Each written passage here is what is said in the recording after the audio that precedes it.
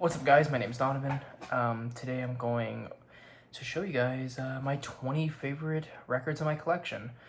Um, just want to preface first, these are not my favorite albums of all time. There's certain albums that I have that, or certain albums that I love, I do not have on vinyl. And so it'd be kind of unfair to say like, oh, these are my favorite albums of all time. And also too, some of the albums or some of the records that I picked are musically not my favorite albums. They're my favorites because there's a certain backstory, there's a certain sentimental value for them. So, yeah, that's why I picked them as my favorites. Another thing, I know there's a lot going around right now of people sort of being pretentious. I know Chris from Tunes with the Man Cave, he just posted a video calling some people out about being pretentious when it comes to their music taste. I know a lot of people are snobs when it comes to the gear that they have, or the certain pressings that they have, or the certain music taste that they have. It's really annoying. It's not cool to just bully people like that. I think it's kind of a douche move.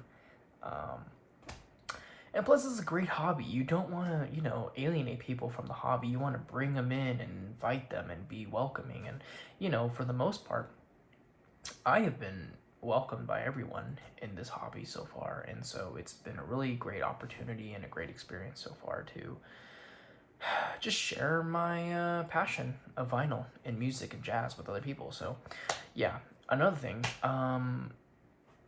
some of this stuff is jazz, but some of it's not. I don't only listen to jazz. Jazz isn't the only genre of music I listen to. And so there are other things that I listen to, and other things that I collect. And, yeah. Before we start, though, shout out to Aiden Buck on YouTube, Buck's Records on Instagram for kind of inspiring this. He started a couple weeks back showing a video of his favorite albums in his collection. And then my friend Ryan, a man in his music on Instagram and YouTube, he recently just posted a video, I think like less than a couple hours ago, at the time of me recording this. He posted a video of his 20 favorite records in his collection. So I thought, you know what, let me show my 20 favorite records in my collection. Hopefully this doesn't take more than an hour. If it takes more than an hour, I'm gonna actually get super pissed off because I don't think I have enough storage on my phone anyways, and I would never want to put someone through an hour of me talking. But yeah, let's go ahead and start. First things first, this is a acoustic sounds reissue, John Coltrane ballads, the John Coltrane Quartet, with, I believe, was it Jimmy Garrison, McCoy Tyner, and Elvin Jones. Great album. Love this album. Super romantic album, if I'm being honest. I recommend this a lot to people. When they're starting out in jazz, it's very, like I said, romantic, sexy, very intimate, in my opinion. Yeah, a little bit more when it comes to Coltrane's discography. I'm pretty sure this is more maybe digestible is the word, or maybe like, I guess it's easier to digest for newer listeners. So yeah, recommend this a lot to people. This next one up, this is a prog record that I recently found at a thrift store. I've been wanting this album for a long time. Unfortunately, this is really beat a copy. I would say the cover, it's split all the way through, so it's poor at best. The vinyl is poor at best, but it's an album that I've been wanting for a long time. It's one that was recommended by Dylan from Noble Records, and it's Babe Ruth, first base. Look at that cover, it's insane. And honestly, the ringwear kind of matches the vibe of the record. This is a prog record. Babe Ruth is a prog band with a lead female vocalist. I think her name is, it says Jenny Han, but then on the credits it says Janita Han. But yeah. Anyways, this is a great album. I like this one. I love this one a lot. Opening track is crazy. Luckily, like I said, the opening track is so crazy and it's super loud that any of the surface noise that is present on this record is just completely obliterated. Like, it's just eliminated altogether. You can't even hear it because it's just so loud. But yeah, this is a great find. I got it for maybe like $1 or $2, along with maybe like 30 other prog records that I found at my local thrift store. And so yeah, I picked a lot of those up. Those were a lot of like UK imports. There was some King Crimson. They did not have In the Court of the Crimson King, unfortunately, so I was kind of sad about that. But had a lot of Genesis, a lot of Yes, a lot of just prog stuff. You know what I'm saying? So yeah. This next record is Lee Morgan The Sidewinder. Is this my favorite Lee Morgan record? No. If I had Volume 3, I'd probably consider replacing it with this. Again, shout out to Ryan. Ryan and I talk all the time, and like literally, I think once a week I'll say, Ryan, guess what? I just lost another auction on Lee Morgan Volume 3. Yeah, I just lost another auction, and like I'm super jealous because he has a really nice like Japanese promo copy, and it's like it sounds amazing.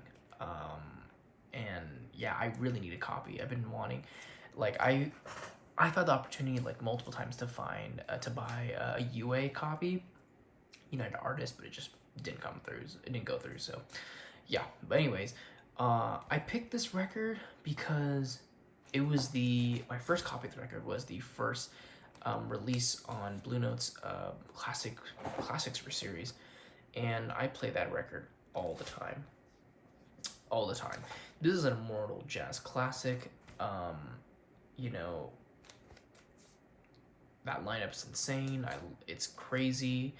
The story behind this, I bought this one, and then as well as The Natural Soul by Lou Donaldson, maybe like a month or so ago, for $10 for both, on OfferUp. So yeah, that was really cool. So that's why I love this. I put this on here. This is an original stereo, on the New York label. Deep groove on both sides. Yeah, really, really nice. Lee Morgan, The Sidewinder. Next one up, this is Hampton Ave Trio, Volume 3. This is one of the first contemporary records that I purchased. This is an original on contemporary, original mono press. I bought this, funny story actually. I had online school the last year of high school because of the pandemic, and so one day I basically just said fuck it, and I ditched my classes, and I did not go to any of my classes that day, and I went digging for records instead, and I stumbled upon a antique mall with this record and a bunch of other contemporary records, maybe like another like 8, 9, 10 maybe. And yeah, this is a great piano trio album. The cover is super cool. Look at that, like the color is just great. Like it's like has like the alligator crocodile green, and then it just contrasts with the white, like that off-white cream color. And what's cool about this one, it has a sticker that says San Diego Public Library. Like I said, I'm from California. You know, and when I was a kid, my dad would take me to the library to do homework, to check out books, and so it's super cool. He would take me to the San Diego Library and do that, so it's super cool seeing that on this record. This next one is Bill Withers' Menagerie. This is another album that kind of shaped who I was, who I am today. Again, a recent pickup, but this is an album that when I'm just having a bad day, I throw this on and it just takes all the stress away from me. That opening track, Lovely Day, is iconic. R.I.P. to Bill Withers. It's super sad that he passed away. We lost a legend. I don't know if he passed away due to COVID, but he passed away um, during like the beginning of the pandemic, and so it's unfortunate that excuse me, it's unfortunate that he passed away and that he's no longer with us. But yeah, shout out to Bill Withers for that. Let's see. Okay, this is a modern pressing that came. This is a modern record that came out a few years ago. This is Daniel Caesar's Freudian. It's a modern R&B soul album. This album was really influential for me during like late middle school, early high school. I was going through a lot of stuff at the time. My grandpa just was recovering from a stroke and he was in the hospital, and there was just a lot of other things going on. But this album got me through all that, and it was just, I guess, I don't know, it was just an album that helped me go through a lot of stuff. Oh, sorry, let me just lower down the light real quick.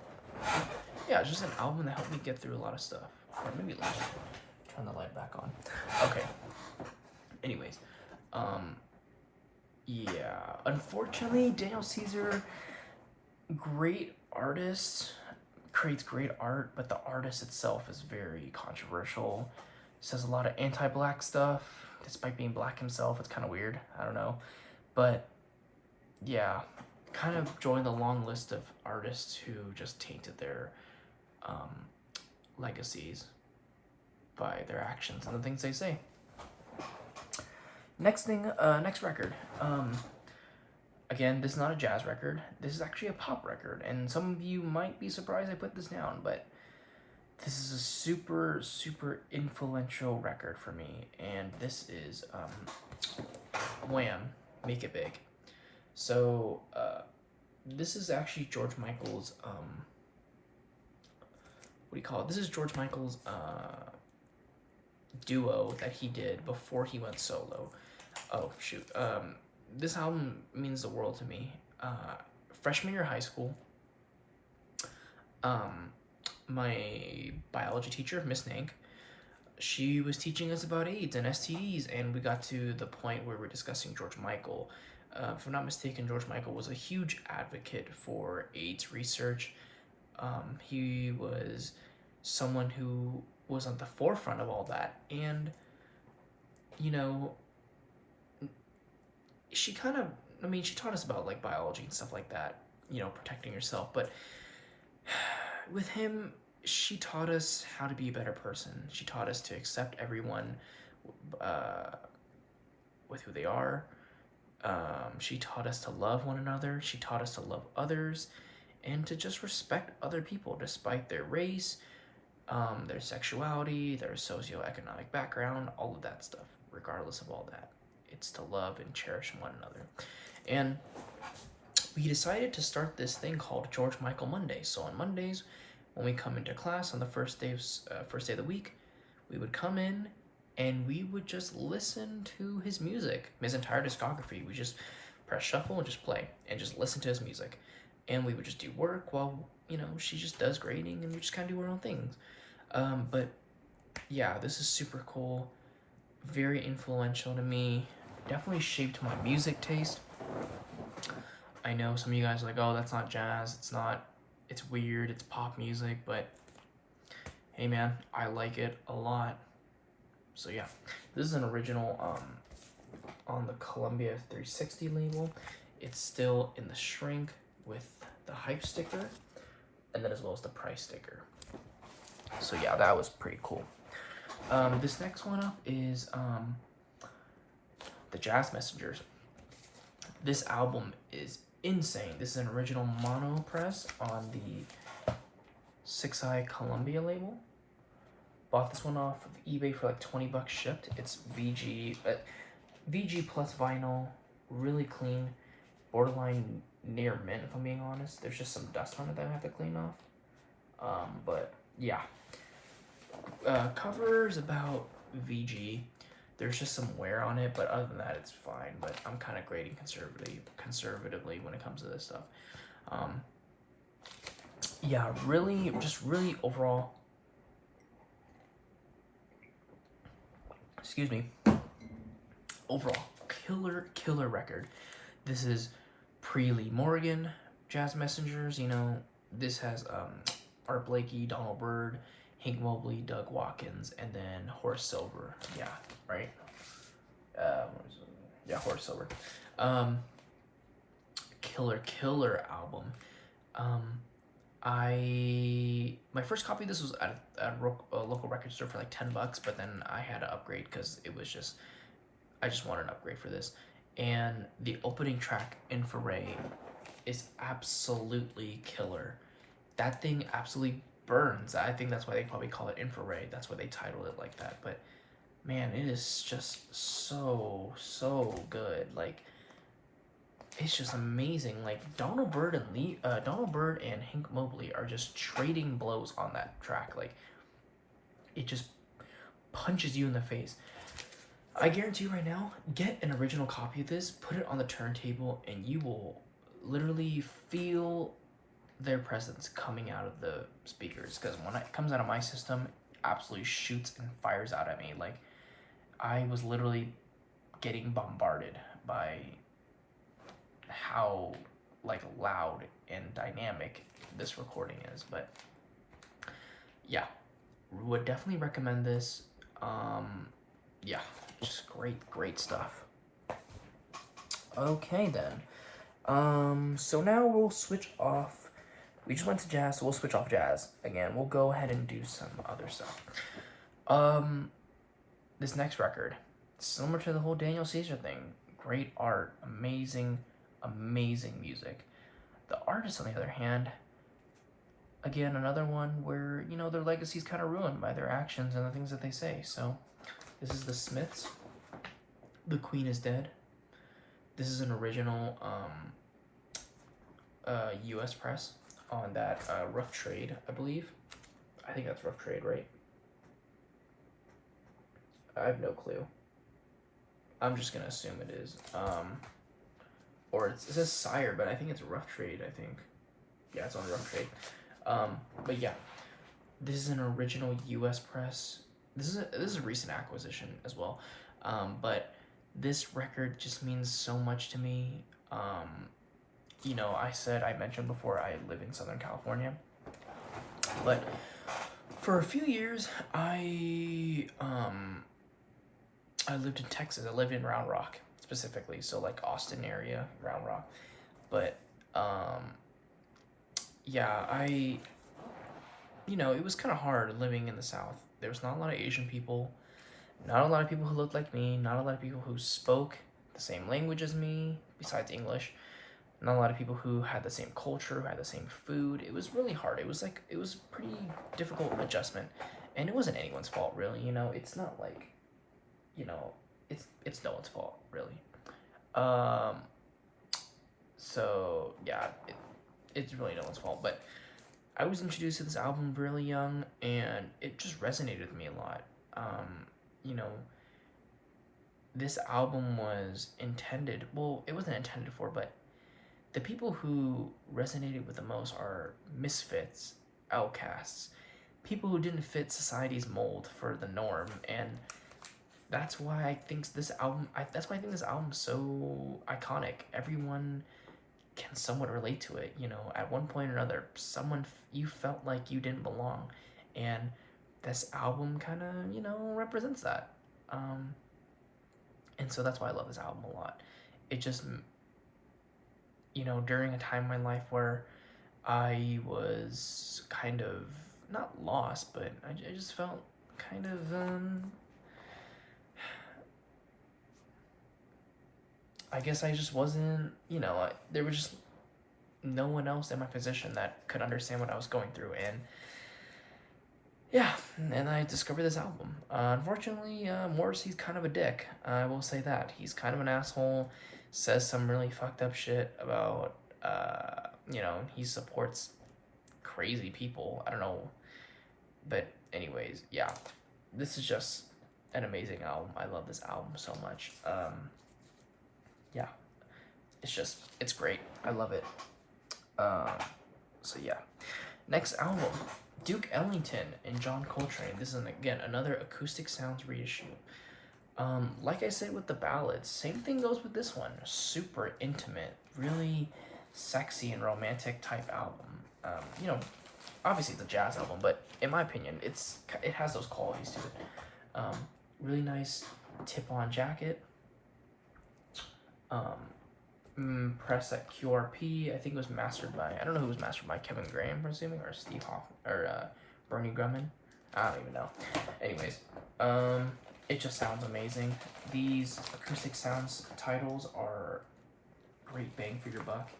You know, if I was starting a jazz collection and I had about like $500, let's say 300, right? And I can buy anywhere from 5 to 8 titles. Pick these up. These Acoustic Sound series reissues are great. Yeah, would highly recommend this. It's a really nice way to get into Impulse's discography or catalog without breaking the bank. Yeah, so recommend this a lot. I recommend this all the time to people who are getting into jazz. It's like if you want something really intimate, really, you know, it's nice and slow, I'd recommend this album. Again, not the whole album isn't slow, but like, you know, certain tracks in here, if you want to set the mood right, you know, if you're bringing a special someone over, you're bringing friends over, highly recommend this album. Yeah.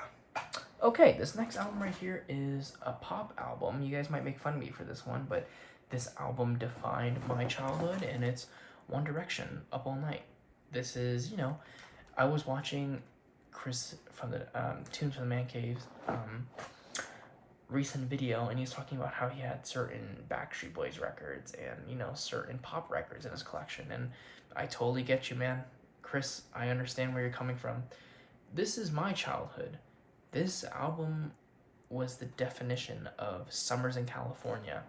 When like I said, I told you guys that I'm from California, but for a couple years I lived in Texas. But during the summers, my parents would send me back to California, and I would spend the summers with my, you know, family, with my mom's side. And she had 2 cousins or so, and they were a couple years older than me. So when I was in elementary school, they were kind of in high school and middle school. But during that time, this album dropped, and this was an album that we listened to all the time in the car, because they would drive me around. So we listened to this all the time. This is an Urban Outfitters exclusive. This is the first time it's been pressed on vinyl too. It's on like this neon green vinyl, like translucent green vinyl. It's kind of noisy if I'm being honest.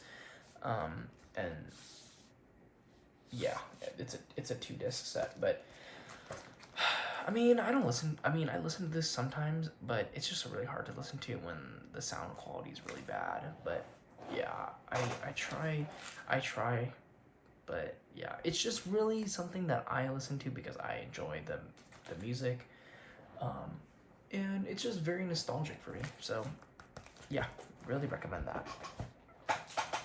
Next one up. This is another recommendation. So like the Babe Ruth that I mentioned earlier, this is another recommendation by Dylan from Noble Records. This is Mother Earth's Plantasia. Really, really cool album. He recommended this on like his he made like a video about like 8 mega grails that he found. And this is one of them. This is another mega grail for me. I found this one at a thrift store, local thrift store. The same one I found the Babe Ruth, actually. That thrift store is like a honey hole in my opinion. Every 3 months or so, you'll find crazy shit. But yeah, this one right here was sealed in the shrink, with the hype sticker as well. So yeah, if you guys didn't know the story behind this one, so Mort Garson, he did a promo with this album. So there's only 2 ways you can get this album. If you go to I think it was Mother Earth's, the store was Mother Earth, I think. That's why we had the Mother Earth's Plantasia. But I think the plant store in LA was called Mother Earth's Plant Store. Don't quote me on it, but That's what I think. And yeah, so the only way you can get this record were two ways. You go to the plant store and you buy a plant and you get this record, or you go to so any of these factory stores right here that are labeled on the directory and the hype sticker. Any of these stores, if you buy a mattress, you will get this record for free, which doesn't make any sense in my opinion. It's kind of weird, but I don't know. And some of the locations are places I've been to. You know, obviously all these places I've been to, except I've never been to Lawndale, and I've never been to Torrance, and I've never been to Sherman Oaks. But everywhere else I've been to, yeah. But anyways, this is an album a lot of Southern California, or a lot of diggers in SoCal, they tend to try finding this record because it's popular here. It's rare, but it's definitely easier to find here in Southern California than like Nebraska. You know what I'm saying? So yeah, this is a really cool record. I think this is the first record ever to feature a Moog synthesizer. So yeah, this album has been creeping up in value. I think more and more people want it because of a lot of the pop culture references that it has. A lot of potheads love listening to this. It's kind of funny. I had one friend tell me that he listens to this album when he's high because he likes being in a vegetative state when he listens to this. I don't know. I don't do drugs, so yeah.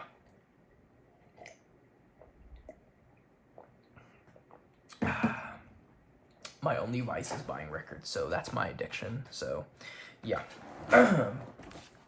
Next album up, we're going back to jazz. This is Soul Station with Hank Mobley.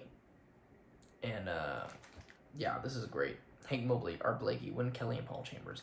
This album is, if there was ever such a thing called a perfect album, probably would be this one right here. This is a contender for it. This is, you know, I don't know if this is the first time, but this is one of the few times you see Hank Mobley being the only horn, so you really see him shine in this. I remember, when I first set up my system and I tested it out, I played this record, and I think I almost cried. I think I did cry, actually.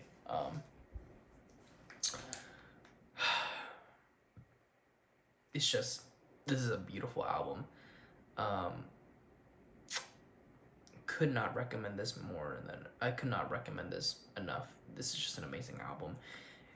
If you don't have this record, go get it in your life. The classic series from Blue Note is an amazing way to get this.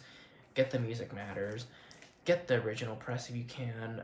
Those are nearly impossible to get for especially a decent price. We're gonna have to sell an arm and leg for it, but yeah. Okay, this next one up. This is another jazz record, fusion record, I would say. This is Cat by Hiroshi Suzuki. A lot of these Japanese fusion records, super rare, because they're sampled. So they're just rare. I don't think they pressed any of it, and two, they're sampled to hell. So everyone wants these. But this is a reissue from We Release Jazz or We Release Whatever the Fuck We Want records. But this is a half-speed master reissue on black vinyl. There's a gold vinyl version, but I don't know how that sounds, but this thing is crazy clean. There is not a single mark on this, and it's just incredible. This is one of the best sounding records in my collection, and it's one of the most played records in my collection, and I love this album so much. Every time I post this album on my story, people who don't even listen to records or jazz know this album, which is kind of crazy, which is kind of, it's when you ask an enthusiast or whatever, they're not really saying they don't really put this album as one of the best jazz albums of all time, but it's been gaining a lot more popularity recently, especially with a lot of younger people. I see a lot of younger individuals, they kind of go down the rabbit hole on YouTube or whatever, and they find obscure jazz albums or just obscure albums in general, and this tends to be one of them. So yeah, this one is really good. I cannot recommend that one enough. Yes, so yeah. I apologize, I'm going kind of quickly. I've done this video maybe 2 times already, and it's kind of cut out. There's technical difficulties, so I'm just trying to get this as fast as possible. But yeah, let's see. I think we're on to, okay, we're 1, 2, 3, 4, 5, 6. Okay, we're on our top 6 right now. So number 6. I already showed this off in my first video, but this is Night at Berlin Volume 2, our Blakey Quintet, featuring Clifford Brown, Lou Donaldson, Horace Silver, and Curly Russell. Holy crap, this is a dynamite of a record. I already told a story about this. Went to a record store, my local record store one day. Had 15 minutes before they closed, started digging, and I pulled this out. And we all know the story with that. Original, deep groove, Lexington Ave, labels, has the P, has the RVG, has the flat edge,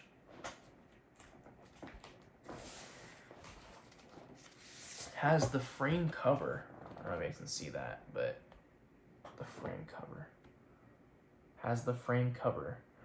And then it also has, focus, that $9.98 price tag on it. Is this my best record store find of all time?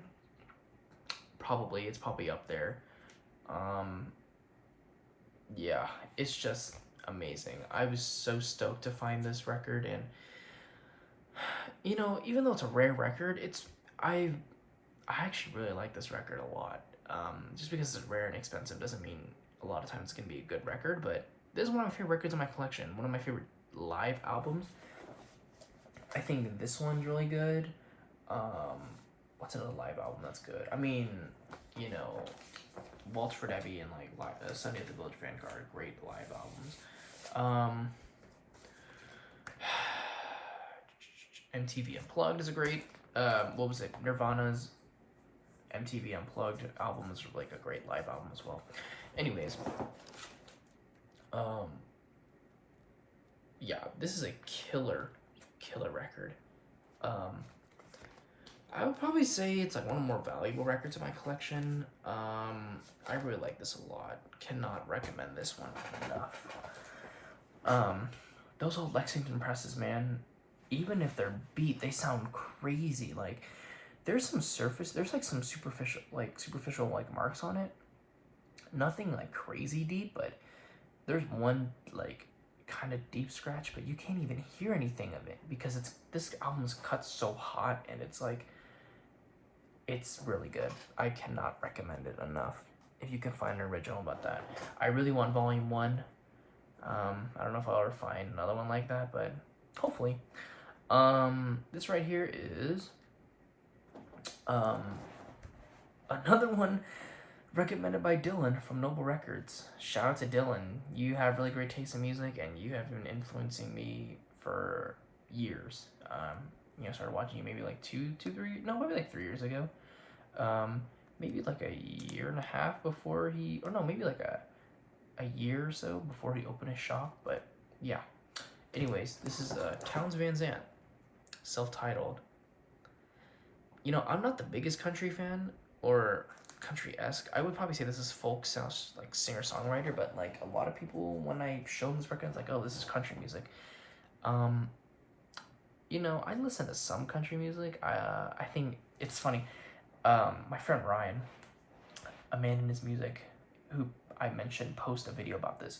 He talked about Merle Haggard, and it's kind of funny because I listen to Merle Haggard. I'm from California and Riverside area, and Merle Haggard is from California as well, born and raised. And my favorite song by him is Okie from Muskogee, and it's the live version that he did. Not the regular studio album version, but the live version. I just wanted to put that in there because I don't know if Ryan watches my videos. I'm pretty sure he does because he usually comments. He commented on the last one, but yeah, I just thought that was super hilarious. But anyways, Townes Van Zandt, self-titled. I would love to have an original of this. Yeah, this is just a crazy album. And the prices of originals are skyrocketing. Right now I don't have the money to buy one, but if I did, I'd probably buy multiple because those are going to be going up in value. And I would never sell it if I'm being honest. I would just have it because I just love this album so much. And yeah, probably one of my favorite singer-songwriters of all time. That and maybe Nick Drake. I love Nick Drake. Nick Drake is great. I think Townes Van Zandt, Nick Drake, and then Joni Mitchell. Those three are probably probably my top 3 favorite singer-songwriters. Yeah, I mean, there's some other ones, but those are probably the ones I can come off the top of my head right now. But yeah, this album's great. I remember the first time I listened to this album, I was just brought to tears. It was just so sad. Like, I did not realize, like, I mean, I know he didn't have the best life ever, but I think that's the case, like, excuse me. I don't know why I'm burping all of a sudden, but when it comes to, like, music, I think that the artists who create the most music are the most damaged. Especially, it's hard creating music that resonates with other people when you haven't experienced those tragedies and those hardships yourself, you know what I'm saying? And so a lot of these artists that we listen to are very flawed individuals. They've gone through so much. But, man, they create one of the most beautiful pieces of art ever. And so, yeah. But Townes Van Zandt, self-titled, 1969. That's my top 5 favorite record in my collection. Okay, the next one is kind of cheating. There's 2 of them, and I'll explain why. So the record that we're talking about is Donald Byrd, A New Perspective. This is probably my favorite vocal type album on Blue Note. Really nice soul jazz. But yeah, so this is the first copy that I found of this record.